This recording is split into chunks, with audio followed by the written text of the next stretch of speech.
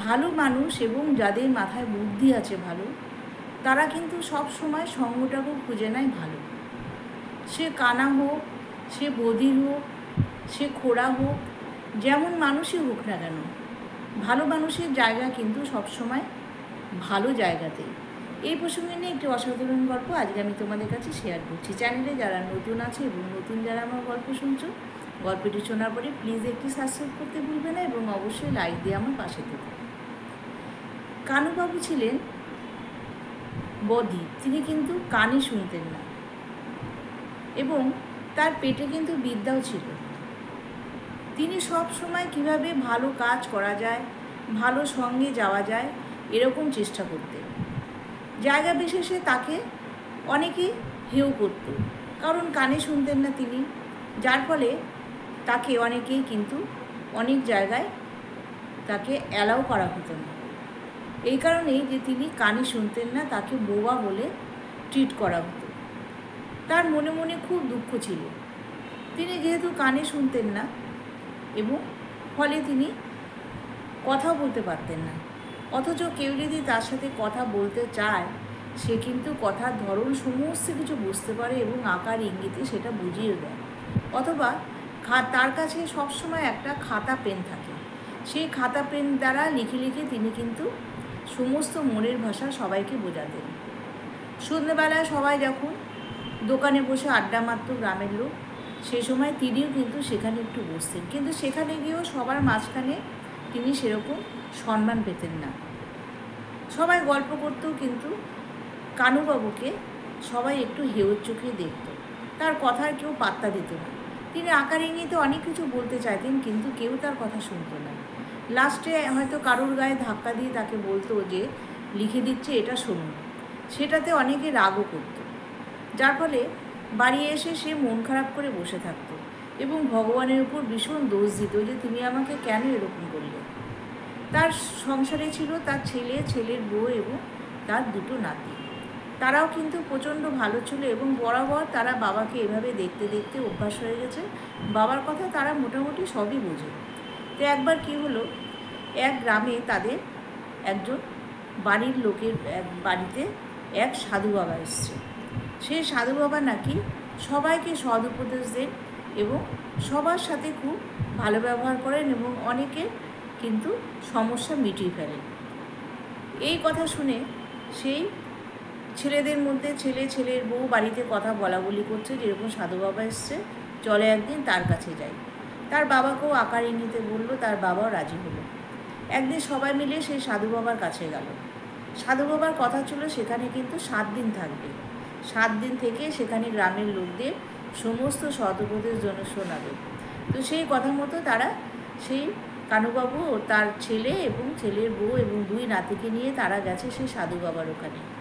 সবাই নিচে বসে আছে, সাধু বাবা বসে আছে চেয়ারে, সবাইকে ভালো উপদেশ দিচ্ছেন এবং জ্ঞানের বাণী শোনাচ্ছেন।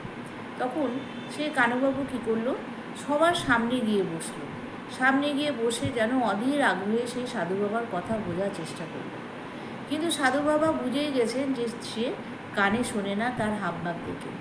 সাধু বাবা তাকে অনেকবার জিজ্ঞেস করলো, আপনি কোথায় থাকেন, কোথার থেকে এসছেন? আর সেই কানুবাবু সাধু বাবার কথা শুনে হাসতে থাকে। সে তো কিছু বোঝে না, খালি হাসে। তখন সাধু বাবা বুঝতে পারলেন যে উনি সত্যি কানে শোনেন না এবং কথাও বলতে পারেন না, এবং আকার ইঙ্গিতে অনেক কথা বোঝালেন, কিন্তু সেই সাধু বাবা কিন্তু কিছুই বুঝতে পারল না। অবশেষে খাতা পেন দিয়ে লিখে লিখে সাধু বাবাকে সমস্ত মনের কথা বললেন। তিনি জানালেন যে আমি সব কিছু বুঝি, কিন্তু আমি কানে শুনতে পারি না, আমি কথাও বলতে পারি না, যার জন্যে সাধু বাবা আমার মনে খুব দুঃখ। সবাই যখন এরকম সৎসঙ্গে আসে, আমারও খুব ইচ্ছা ছিল একবার এরকম সৎসঙ্গে আসার, তো সুযোগ এসে গেল, তাই এসেছে। এইভাবে তিনি লিখে দিলেন। তখন সাধু বাবা এটা পড়ে খুব খুশি হলো।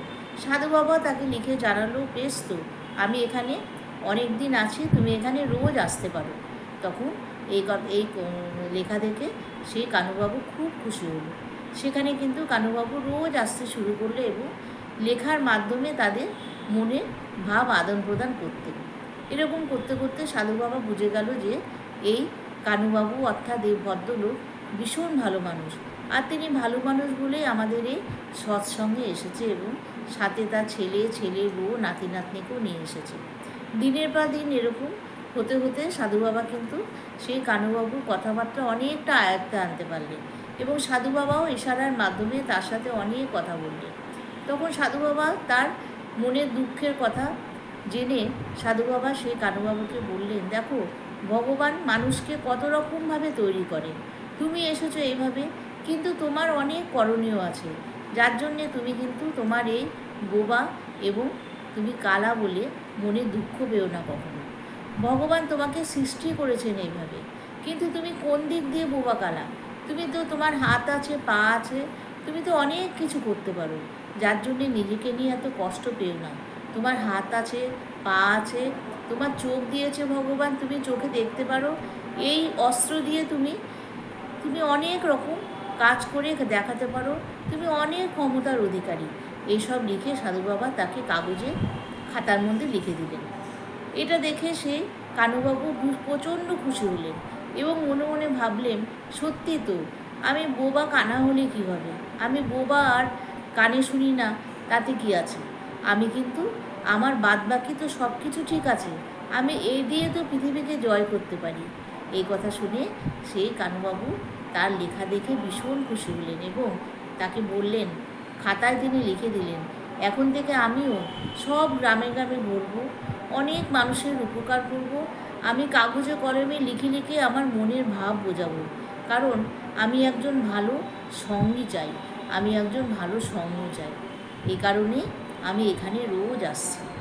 তাহলে এই গল্পের থেকে আমরা এটাই জানতে পারি, আমার এই গল্পটার বলার মুখ্য উদ্দেশ্য হলো, ভগবান যাকে যেভাবেই পাঠাক না কেন সব কিছু মেনে নিতে হয়, কিন্তু ভগবান সব দিক দিয়ে কাউকে মারে না, একটা না একটা রাস্তা খোলাই রাখে।